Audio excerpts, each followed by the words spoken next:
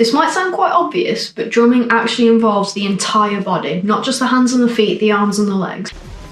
No way! It's all the bits in between that help keep us in an upright position. We've got our bass drum foot and our hi-hat foot. They're going at different times, going at the same times, and we're not going round. And we've got our arms over here, and we've got round our toms. If you have a second floor tom, you go a bit further. If you've got an auxiliary snare, left-handed floor tom, you're all the way over here. You've got a lot of range of motion, and we're still in the same position. Everything's moving. You've got your hips, you've got your core, you've got your glutes, you've got your lower back, your upper back, mid back, shoulders, chest, head, shoulders, knees and toes. Everything is working, and we need to look after ourselves. Technique is a big part of not getting injured, but also there's other things we can do. So something a bit different today, I'm going to talk to you about pre and post gig stretches. If you have any injuries or pre-existing conditions, get medical advice first, because you don't want to do something that's going to make that worse. Know your body and don't do anything silly.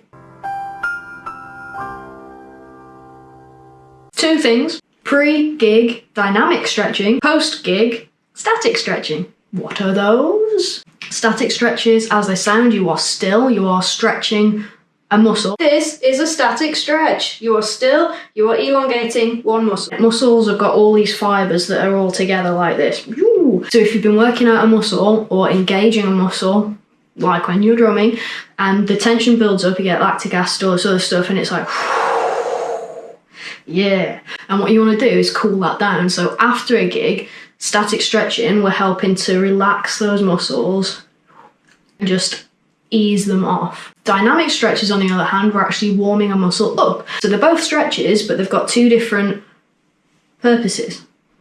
There are other kinds of stretches as well, but we're not talking about those. Dynamic stretches are stretches that are dynamic.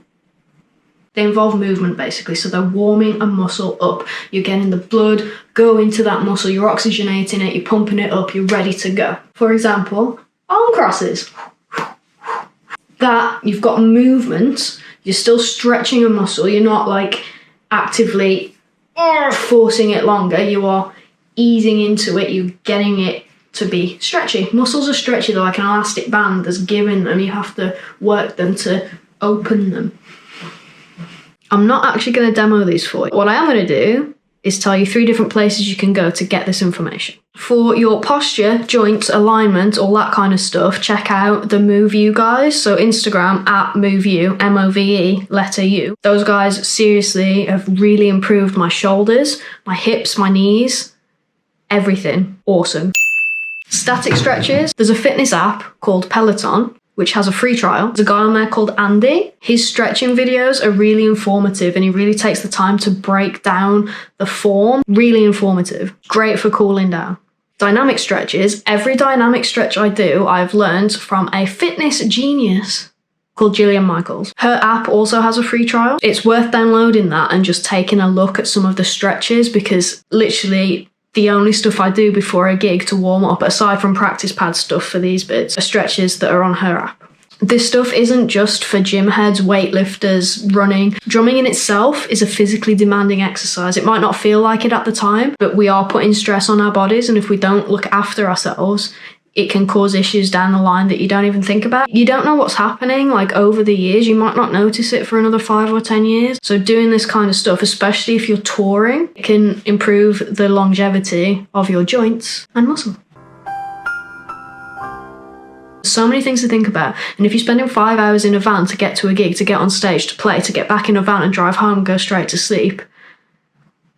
Oh my. First tour I did not do any maintenance on myself. I didn't do any stretching or anything like that, and I felt like I'd been hit by a bus every day. So it is actually really important.